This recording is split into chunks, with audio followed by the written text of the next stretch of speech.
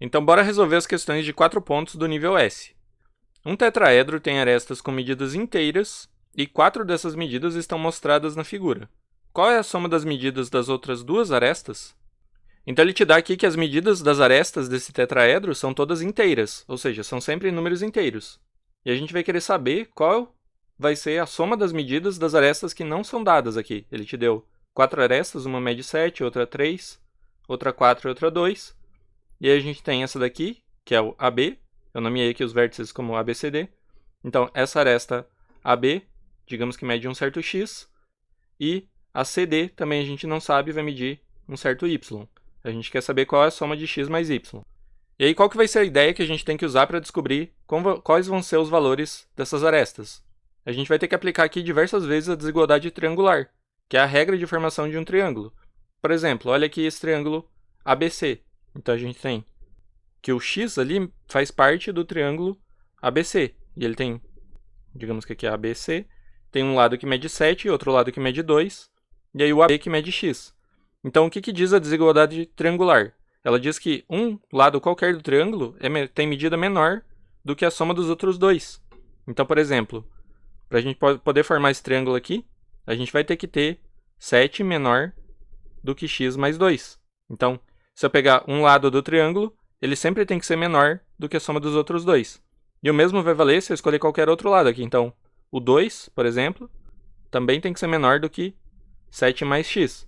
Só que nota que essa desigualdade aqui já é satisfeita, né? Para qualquer valor de x que eu colocar aqui, como o 2 já é menor que o 7, então isso daqui vai ser satisfeito.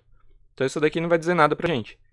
Agora essa outra primeira que eu escrevi, 7 menor que x mais 2, se a gente subtrair 2 dos dois lados aqui, vai ficar 5 menor do que x. Então essa daqui é importante, né? A gente está sabendo já que o x tem que ser um número inteiro e também que ele tem que ser maior do que 5.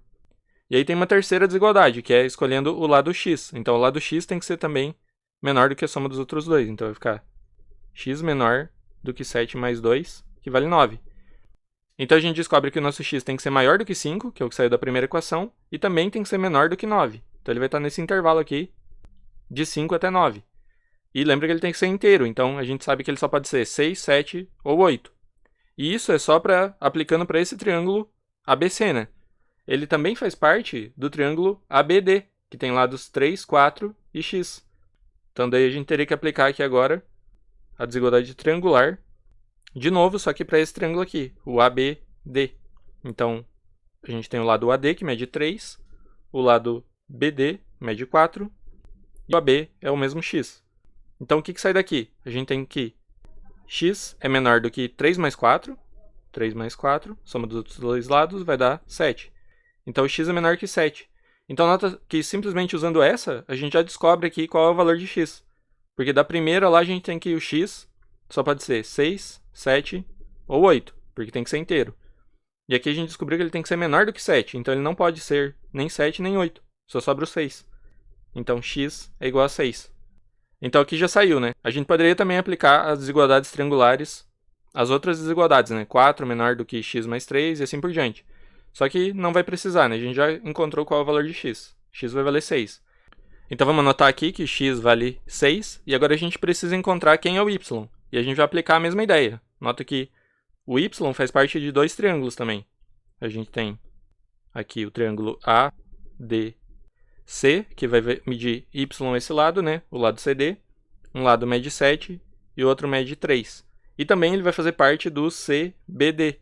Então vai ficar fazendo parte aqui também desse outro triângulo que tem o lado BD igual a 4 e CB igual a 2.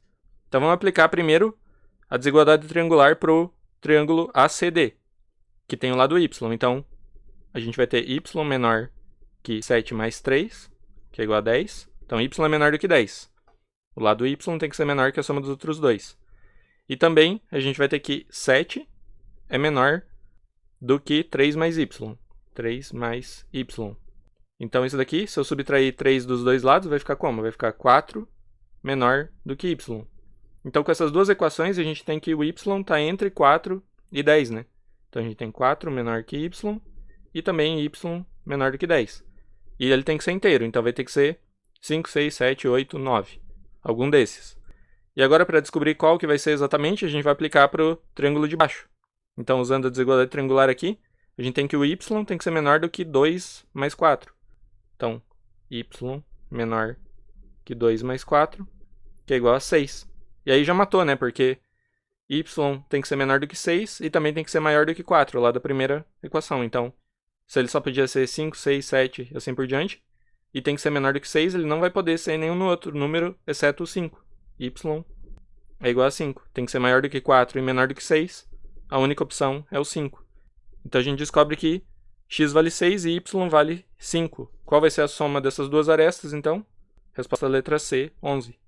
O produto de todos os números inteiros de 1 até n é representado por n com exclamação aqui, que se lê n fatorial. Por exemplo, o 4 fatorial é o mesmo que fazer 1 vezes 2 vezes 3 vezes 4. Multiplica aqui todos os números consecutivos do 1 até o 4. E aí a resposta é 24. Qual é a soma dos algarismos de n se esse nzão fatorial tem que ser igual a 6 fatorial que multiplica 7 fatorial? Então, para resolver isso daqui, a gente tem que descobrir quanto é o nzão, de modo que valha essa equação com os fatoriais. O n fatorial tem que ser igual a 6 fatorial que multiplica 7 fatorial. Então, o que a gente vai fazer é reordenar essa expressão aqui, esse produto da direita, até encontrar um produto de números consecutivos que dê o fatorial, né? Porque a gente quer o fatorial aqui na esquerda. Então, por exemplo, a gente tem 7 fatorial que multiplica 6 fatorial. O 7 fatorial já é um produto de inteiros consecutivos, do 1 até o 7, né? Então, vamos reordenar esse 6 fatorial aqui. O que eu quero dizer com isso? A gente deixa aqui 7 fatorial e a gente multiplica com 6 vezes 5, vezes 4, vezes 3, vezes 2, vezes 1, que é o 6 fatorial, por definição. Agora a gente vai agrupar aqui de forma diferente para ir obtendo os próximos inteiros consecutivos. Nota que, por exemplo, se eu juntar o 4 com o 2, vai aparecer o 8, né? Então a gente vai ter 7 fatorial que multiplica o 8. Aí como que a gente faz para aparecer o 9, que é o próximo inteiro? O 6 é 3 vezes 2, né? Então aqui a gente tem 3 vezes 2 escondido dentro do 6. Então se eu pegar esse 3 aqui do 6 e esse 3 que já aparece aqui na multiplicação, eu vou ter o 3 ao quadrado, 9. E aí ficou faltando aqui o 2, o 5 e o 1. Se eu multiplicar 2 vezes 5 dá 10. Então a gente pode agrupar aqui e a gente vai ter 7 fatorial que multiplica 8, multiplica 9 e multiplica 10. Isso é exatamente 10 fatorial. É o produto de todos os inteiros de 1 até 10. E a pergunta é qual é a soma dos algarismos do nzão. Então, esse aqui é o nosso nzão fatorial. Portanto, o nzão tem que ser igual a 10. Nzão é igual a 10. E a soma dos algarismos dele é 1 mais 0, que dá 1. Portanto, a resposta aqui é a letra A, adianta. Os gráficos das funções definidas por y igual a x² mais 3x² mais ax mais 2a mais 4 passam todos por um certo ponto, qualquer que seja o valor de a. Qual é a soma das coordenadas desse ponto? Então, nessa questão, repara o seguinte, a gente tem que o y é dado aqui por uma função, que é um polinômio de grau 3, x² mais 3x², e que depende de um certo valor de a, que está dado aqui, um coeficiente que acompanha o x, e também esse termo independente 2a mais 4. Então, isso daqui depende de a, ou seja, se eu colocar valores diferentes de a aqui, eu vou obter uma função diferente y. Então, por exemplo, se eu colocar o a igual a 0, a gente teria uma função que é y igual x² mais 3x², mais, se a for 0, então ax é igual a 0, 2a é 0, sobra só o 4. Então, a gente teria y igual a x² mais 3x² mais 4. Então, isso daqui é para a igual a 0. E se o a fosse 1, por exemplo? Então, um outro exemplo seria y colocando o a igual a 1. Então, x² mais 3x² se mantém. E aí, a gente vai ter 1 que multiplica x, então vai ter 1x. E 2 vezes 1 mais 4. 2 vezes 1, 2, mais 4, 6. Então, esse seria o polinômio para o caso de a igual a 1. Então, esses aqui são só dois exemplos. A gente poderia colocar qualquer valor de a, e para qualquer valor de a, obteria um outro polinômio aqui correspondente. E o que o enunciado está dizendo? O enunciado está dizendo que todas essas funções passam por um certo ponto no plano, para qualquer que seja o valor de a. Ou seja, a gente vai ter um ponto no plano com coordenadas x0 e y0 que vai satisfazer essas equações aqui para qualquer valor de a que eu escolher. Então, em particular, vai satisfazer para o a igual a 0 que eu escolhi e também vai satisfazer para o a igual a 1. E aí o que está perguntando é qual é a soma das coordenadas desse ponto. Então, a gente vai ter que descobrir qual é esse ponto x0 e y0 que satisfaz essas equações aqui, independente do valor de a, e aí a soma das coordenadas vai ser a resposta. Mas então basta substituir, né? Se eu sei que o ponto x0 e y0 pertence ao gráfico dessa função, significa que se eu substituir aqui na primeira equação, eu vou ter o y0 igual ao x0 ao cubo mais 3 vezes x0 ao quadrado mais 4. Eu sei que esse ponto x0 e y0 tem que satisfazer essa equação.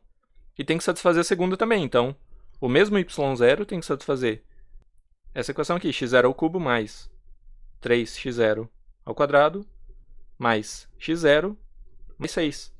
Então nota que é o mesmo y0 do lado esquerdo, só que a gente tem coisas diferentes do lado direito, então a gente pode igualar. Ou seja, o que vai sair daqui? Igualando as duas expressões aqui do lado direito, a gente vai ter x0 ao cubo mais 3x0 ao quadrado mais 4 igual o mesmo x0 ao cubo mais 3x0 ao quadrado mais x0 mais 6. E aí você vê que cancela, né? x0 ao cubo está dos dois lados e 3x0 ao quadrado também. Então vai ficar só uma equaçãozinha aqui do primeiro grau envolvendo o x0. O x0 mais 6 é igual a 4. Então o x0 vai ser igual a 4 menos 6, que dá menos 2. Então a gente encontrou aqui qual é a primeira coordenada do nosso ponto. O x0 vai valer menos 2. E agora basta voltar aqui e substituir em qualquer uma para encontrar quem é o y0. Então, por exemplo, vamos olhar aqui nessa primeira. O y0 tem que ser igual ao x0 ao cubo. A gente já sabe agora que o x0 é menos 2, então vamos substituir. Vai ficar menos 2 ao cubo, mais 3 que multiplica esse menos 2 ao quadrado, mais 4. E aí quanto que dá isso daqui? Menos 8, 3 vezes menos 2 ao quadrado dá 4, 3 vezes 4 mais 12 e mais 4. Então, 12 menos 8 dá 4, mais 4, 8. Portanto, a gente descobre que o y0 vale 8. Então, nosso ponto x0 e y0, na verdade, é o ponto menos 2 e 8. E a pergunta é qual é a soma das coordenadas desse ponto. Então, a soma das coordenadas é menos 2 mais 8, que dá a resposta à letra C, 6. Temos 5 números A1, A2, A3, A4 e A5, cuja soma é S. Para cada k de 1 até 5, sabemos que AK é igual a K mais S. Qual é o valor de S? Essa questão, a princípio, pode parecer complicada, mas na verdade a gente vai ver que é bem simples. Olha só o que está dizendo o enunciado, basta a gente ler aqui com atenção. A gente sabe que tem 5 números, do A1 até o A5, cuja soma é igual a S. Então vamos escrever essa equação. A gente sabe que A1 mais A2 mais A3 mais A4 mais A5 tem que dar S, essa soma. E o que está dizendo a segunda parte? Na segunda parte do enunciado, a gente sabe que para cada valor de k aqui, a gente vai ter que o AK é igual a K mais S. Ou seja, o que significa isso? Se eu pegar k igual a 1, a gente tem o A1, que por aquela equação ali vai dar 1 mais S. Então a gente sabe que o A1 é igual a 1 mais S.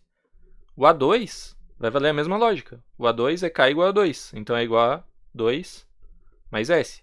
E assim por diante. Então A3 é igual a 3 mais S.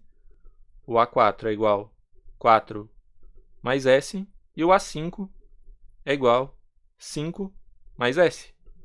Então, tendo entendido isso, agora a gente vê que, de fato, a questão é simples de resolver, porque tudo que a gente precisa fazer para resolver é voltar aqui na primeira equação, da soma dos A1 até A5, e substituir os valores que a gente tem, que eu coloquei aqui na direita. Então, no lugar do A1, a gente pode colocar 1 mais S. Então, aqui a gente tem 1 mais S. No lugar do A2, a gente vai ter 2 mais S. No lugar do A3, a gente substitui por 3 mais S, e assim sucessivamente. Então, vai ter 4 mais S, 5 mais S, igual a S. Então, nota que ficou uma equação do primeiro grau agora. A gente pode resolver para encontrar o valor de S. Então, do lado esquerdo, a gente tem 5 vezes a letra S. Portanto, a gente vai ter aqui 5 que multiplica o S. Mais a soma de todos os números aqui, 1 mais 2 mais 3 até o 5. Então, 1 mais 2 dá 3, mais 3, 6, mais 4, 10, mais 5, 15. Então, a gente tem 5S mais 15, igual, do lado direito, só o S. Então, subtraindo o S dos dois lados, vai ficar 5S menos S, vai ficar 4 que multiplica S. E passando o 15 para o lado direito, subtraindo o 15 dos dois lados também, vai ficar menos 15. Então, 4S é igual a 15, a menos 15. Então, a gente tem que o S é igual menos 15 dividido por 4. Portanto, a resposta aqui vai ser a letra B de bola. Quantos pares de números inteiros m e n satisfazem a desigualdade? Módulo de 2m menos 2023 mais módulo de 2n menos m menor ou igual a 1. Então, para começar a resolver essa daqui, a gente precisa saber de um fato básico sobre esse módulo. Essas barras que a gente coloca aqui do lado do número é o módulo. O módulo significa a distância até o zero. Então, no caso aqui, a gente poderia estar trabalhando com números reais, mas nesse caso são só números inteiros, né? 2023 inteiro, e esse m que foi dado, tanto m quanto n, são números inteiros. Então, o módulo de um número inteiro vai ser a distância até o zero. O que quer dizer isso? Quer dizer que, se eu pegar um número que já é positivo, por exemplo, 3, módulo de 3 é igual a 3. Se você desenhar aqui a reta, você vai ter a origem, 0, aí você vai ter menos 1, menos 2, e assim por diante. E para o outro lado, você vai ter 1, 2, 3 e assim por diante. Então, para os números positivos, a distância até o zero é o próprio número. Então, módulo de 3 é igual a 3. Agora, para os negativos, se eu pegar módulo de menos 2, por exemplo, é a distância até o zero. Então, a distância é 2. Ou seja, basicamente você apaga o sinal negativo. A distância vai ser só aqui, quanto você tem que andar do menos 2 para chegar no zero. Então, sabendo disso, que o módulo é a distância até o zero, a gente sabe que o módulo de qualquer número inteiro é sempre maior ou igual a zero. Se o número aqui é positivo ou negativo, estritamente, então o módulo é positivo. E se o número for zero, é o único caso em que o módulo dele vai ser zero. O módulo de zero é zero porque a distância do zero até o zero é zero. E aí a gente quer descobrir quantos pares de números inteiros, m e n, eu posso escolher, de modo que valha essa desigualdade aqui. Eu tenho que ter uma soma de dois módulos menor ou igual a 1.